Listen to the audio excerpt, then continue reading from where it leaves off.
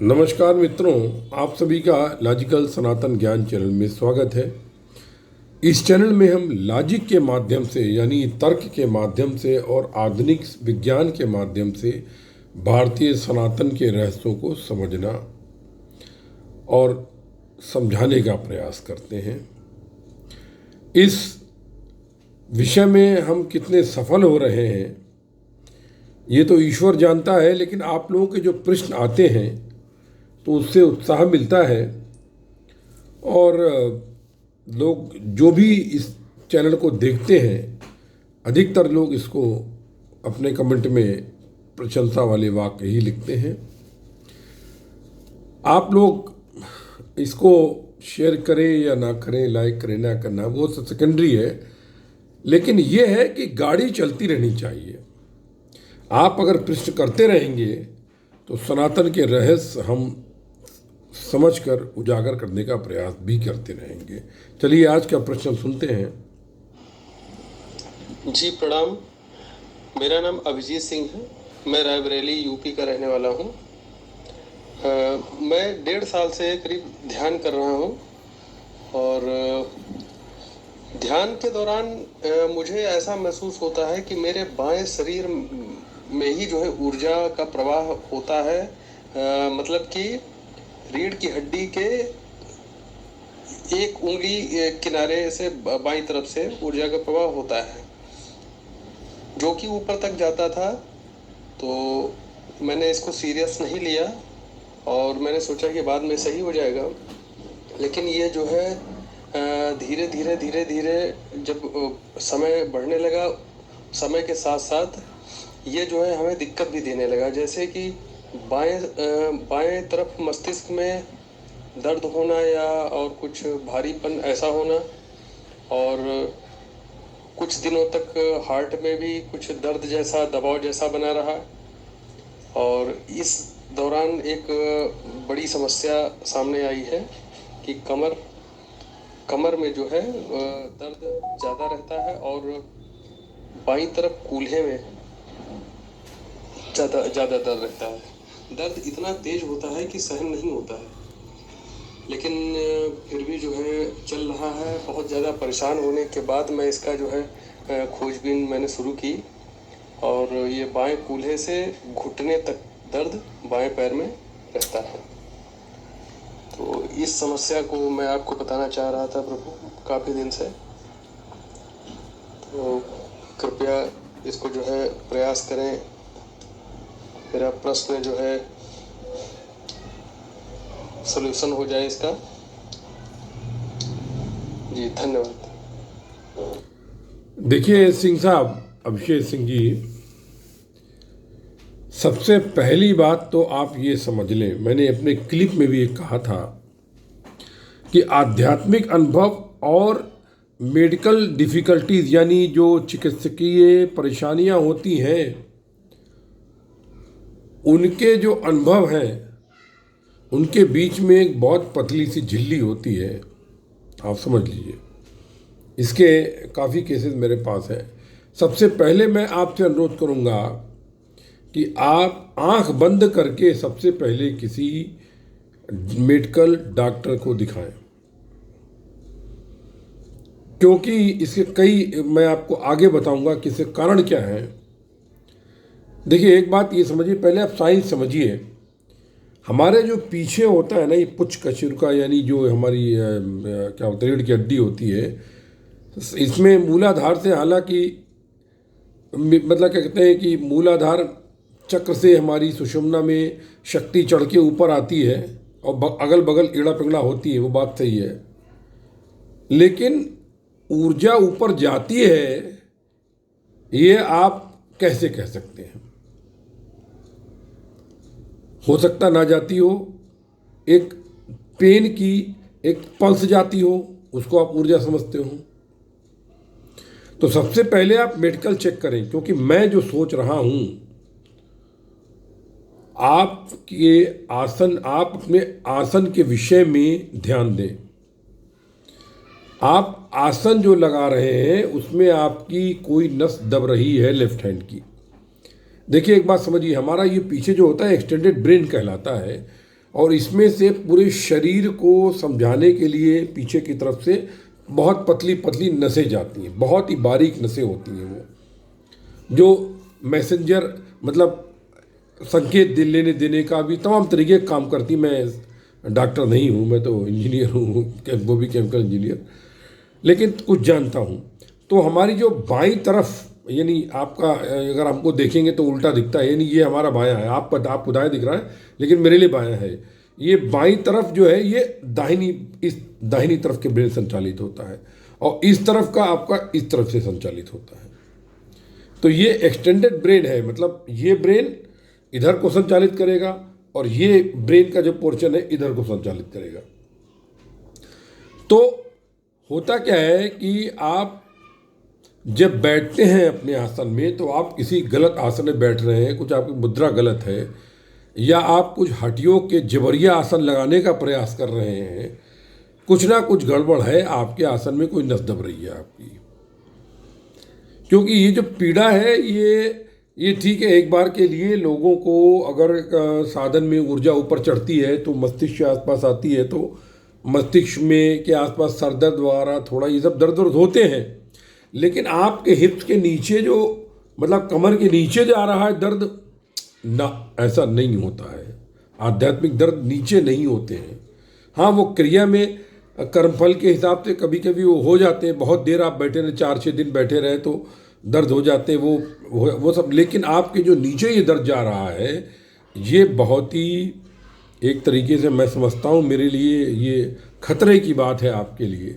इसको आप तुरंत डॉक्टर को दिखाएं, अच्छे चिकित्सक को दिखाएं, और जो न्यूरोसर्जन हो, मतलब जो नसों को अंदर का, भाई मुझे भी मेडिकल ज़्यादा पता नहीं, लेकिन आप बताएं, लेकिन बात करके आप डॉक्टर को दिखाएं।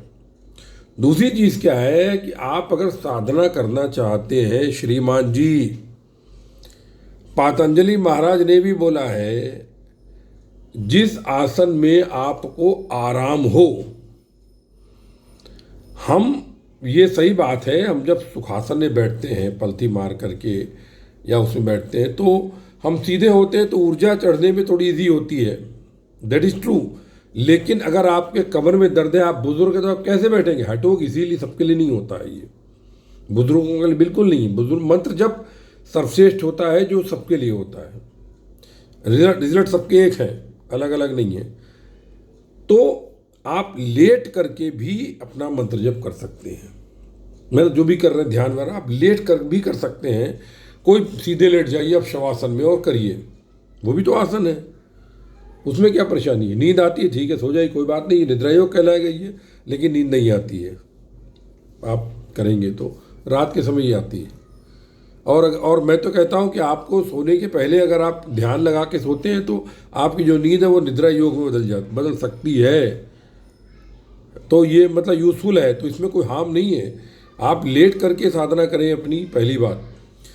जबरिया बैठने का बिल्कुल भी प्रयास ना करें। देखिए ऐसा है, हठ योग ये आज कलयुग के में, आज के ज़माने में इतना सहज नहीं है।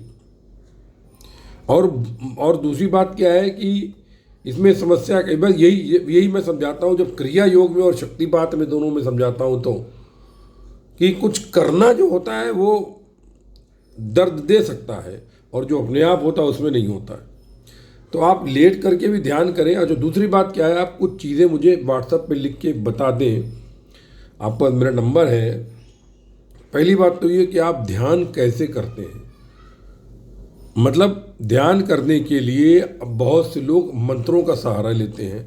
कोई आपको एक धारणा चाहिए, जैसे कि चित्र का सहारा ले सकते हैं, लौ का सहारा ले सकते हैं, त्राटक कर सकते हैं, विपश्यना के द्वारा कर सकते हैं, नाक की सांस के द्वारा कर सकते हैं, मंत्र जप के द्वारा कर सकते हैं, तमाम तरीके से आप ध्यान लगा सकते हैं। तो आप क्या कर रहे हैं? अगर आप किसी मंत्र जप का सहारा ले रहे हैं तो कौन सा मंत्र कर रहे हैं, वो मंत्र के विषय में मुझे बताने का प्रयास करें आप। मैं समझता हूँ कि हल निकल सकता है, ऐसा कोई वो नहीं है। लेकिन ये है कि नीम हकीम खतरे जान। आज मैं एक क्लिप देख रहा था, मेरा एक फेसबुक पर एक ग्रुप है, क्योंकि फेसबुक पर 1 महीने के लिए बैन था, मैंने आज ही ज्वाइन किया है। उसका नाम है साधना कुंडली और जागरण, साधना कुंडली जागरण और योग ऐसा कुछ समथिंग, मुझे ग्रुप का नाम भी नहीं याद है। उसमें ज़्यादा नहीं, 250 मेंबर है केवल अभी बने हैं। तो उसमें एक सज्जन आए थे, नाम ऐसे ऐसे भयंकर लिखते हैं फेसबुक में, हाँ मेरी कुंडली जागरण की अनुभव हाँ हैं, और उसमें क्या बोले, जो किताबों में लिखा हुआ है मैथमेटिक तरीके, ये मंत्र जप किया, लम मंत्र जप किया तो मूलाधार खुल गया, यम किया तो वायु चक खुल गया, रम किया तो अग्नि चक खुल गया, ये यूँ यूँ पढ़ा रहे, ये करिए। मतलब मजाक बना रखी है कुंडली जागरण को बिल्कुल। देखिए YouTube की बात तो आप बिल्कुल भी ना माने, मैं बताऊं आपको, सब बकवास है वहाँ पर, और नौसीखिए और बिना गुरु के, बिना जानकार लोग अधिक हैं फेसबुक पर। मतलब एक तरह सनातन की सत्यानाशी करने वाले ज़्यादा हैं। वो चक्र साधना करिए आप YouTube पर, करिए ये YouTube चक्र, अरे पता है तुमको चक्र साधना कितनी कठिन, मतलब बेवकूफ़ी भरी चीज़ है चक्र साधना। मैं आर्ट के लिखा मैंने 2 साल पहले। अरे तुम्हें ऊर्जा के कॉन्सेप्ट क्लियर नहीं है, चक्रों के कॉन्सेप्ट क्लियर नहीं है, कुंडली शक्ति के ना अनुभव है ना कॉन्सेप्ट क्लियर है। तुमको पढ़ करके कॉन्सेप्ट क्लियर नहीं होते जब तक मैं अनुभव ना हो आपको। बिना अनुभव के आप नहीं बोल सकते, ना समझा सकते, ना कुछ कर सकते हैं। दुकान खोले हुए साहब फेसबुक पर लाइक के लिए ऐसे ऐसे टॉपिक लिख के डाल देंगे कि हमको मुझे देख के हंसी आ रही है, तीसरी आंख खुलने के आप क्या लक्षण हैं। अरे ऐसी क्या बोले हम तुमको, बस तुमने ढंग से कभी ध्यान किया नहीं, तुमको कोई अनुभूति है नहीं, तीसरी नेत्र खोलने के लक्षण बता रहे हो। और उसके जितने भी हमारे महाज्ञानी जनता है, क्योंकि जनता तो मूर्ख है, अधिकतर मूर्ख है, आध्यात्म में शून्य जनता अधिक है, इक्का दुक्का लोग शायद दिया जलाते हो, मंदिर जाते हो, अधिकतर मूर्ख ही हैं। मंदिर मस्जिद मज़ारों को पूछ करके, मतलब क्या कहते हैं, भिखारी है सब, अपनी मेरी मनोकामना पूरी कर दो, इस तरीके के लोग हैं। कोई मतलब समझदार नहीं है एक तरीके से, तो उनको लल्लू बनाना बहुत आसान है। कुछ भी नई चीज़, नई बकवास कर दो, किताब में पढ़ो, ये आजकल तो नेट पे सब कुछ मिलता है, और बन जाओ क्या नहीं। और इस तरह के ज़्यादा वो देख करके जो लोग ये सब कर रहे हैं, मेरे पास ऐसे कई लोग आ चुके हैं। एक हमारे मित्र है त्रिपाठी जी साहब, पहले 2 साल पहले फ़ोन आया था देवी जी का, हमने कहा ठीक है साहब करिए इसको, आप देवी जी के आराधक थे, मैंने कहा ठीक करिए आप। करने के बाद फिर साहब मैं देखा 3 महीने बाद उनको कुछ हुआ होगा, थोड़ा सा आवेग हुआ, फेसबुक पर हवन करते हुए, इस मंत्र का जाप करते हुए, ये करते हुए फोटो डालना चालू करी। उसका फिर अभी 6 महीने पहले फ़ोन आया था, अरे प्रभु जी, अब वो मुझे जो शब्द इस्तेमाल करते हैं वो मैं हूँ नहीं, मुझे वो शब्द मुझे अच्छा नहीं लगता है, लेकिन अब कितनों को मना करूँ। तो वो कह लगे कि अभी मुझे वो ध्यान नहीं होता है, कुछ ही नहीं होता। हमने कहा और प्रचार करो,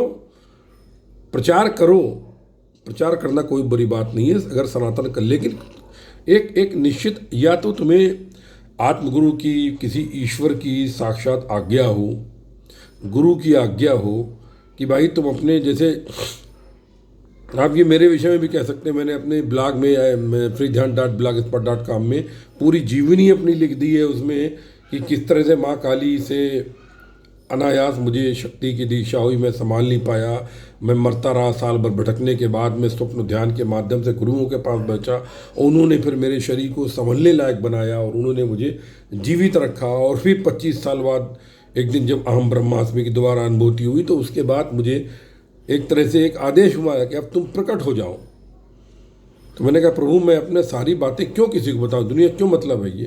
तो फिर मतलब तमाम आत्मगुरु के माध्यम से, एक तरीके से ध्यान के माध्यम से समझाया, स्वप्न के माध्यम से, श्री कृष्ण आ गया है मैदान में, उन्होंने काफ़ी समझाने का प्रयास किया। उसके बाद फिर हमने कहा ठीक है भाई, अब जब प्रभु तुमने अंदर से मुझे अनुभूति दे के बोल दिया प्रकट हो जाओ, तो पहले तो मैं समझा नहीं कि प्रकट होने का मतलब क्या है, फिर बोले मार्ग बन जाएगा। उसके बाद फिर अनायास मेरी लेखन में रुचि बढ़ गई और मुझे तमाम चीज़ें समझ में आने लगी। मैंने ताबड़तोड़ लेख लिखे 2 साल के अंदर करीब 450-500 लेख लिख दिए।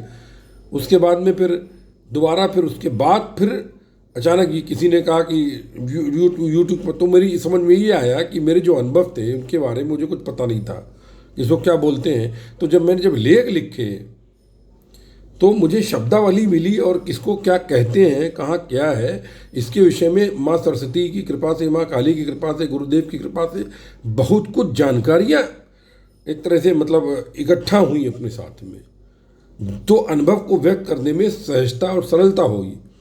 ये सब प्रभु कृपा से हो रहा है। हमें कोई मतलब व्यक्तिगत रूप से मुझे अच्छा नहीं लगता है, इसलिए मैं बार बार किसी को क्या बोलूँ मैं। क्योंकि पहली बात तो ये चोरों के बीच में जो भी जाता है उसको चोर समझा जाता है। लोग समझेंगे कि साहब ये भी झूठ बोल रहा है, नहीं बोल रहा है, लेकिन मुझे उसकी चिंता नहीं है, गाली जिसको देना हो दो। लेकिन अब सवाल ये है कि सजलमन वैज्ञानिक ध्यान विधि का निर्माण करा दिया श्री कृष्ण 2 साल पहले, और जो कर रहा है उसको अनुभव हो रहे हैं। किसी को कृष्ण के, किसी को दुर्गा के, किसी काली, सबको मार दर्शन था। ऐसे दर्शन होते हैं कि जैसे कि चना भुन रहा हो। मैं खुद आश्चर्यचकित हूँ, क्योंकि मेरा इसमें कोई योगदान नहीं है। ये सिर्फ कृष्ण की लीला है, काली की लीला है। और कोई भी प्रश्न आता है तो उसके अचानक अनायास उत्तर आने लगते हैं सब अपने आप, मतलब जैसे कि कोई समझा रहा हो क्या उत्तर। तो ये जो चीज़ है ये ईश्वर की कृपा से होती है, तब करना चाहिए। अब वो जरा सी बात में जरा सा ध्यान लगने लगा, नेट पे बैठ गया था, यूट्यूब पे चैनल खोल लिया, लोगों को ले गए समझाने हैं। खुद अपनी औकात नहीं है, दूसरे को उठाने चले, खुद बिगड़ जाओगे। फिर यही हुआ त्रिपाठी के साथ में।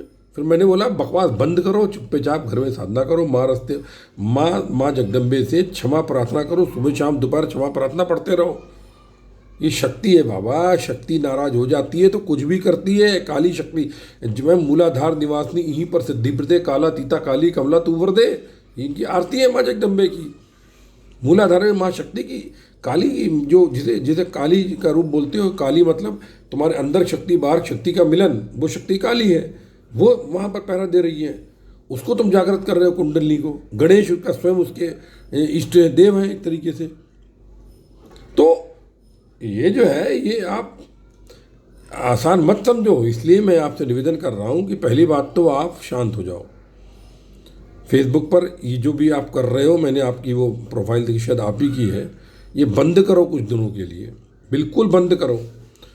कि वो ध्यान लगाए बैठा हुआ चक्र, ऊर्जा घूम रही, ऊर्जा खुद की संभल नहीं रही है, दुनिया को जो है समझा रहे हो।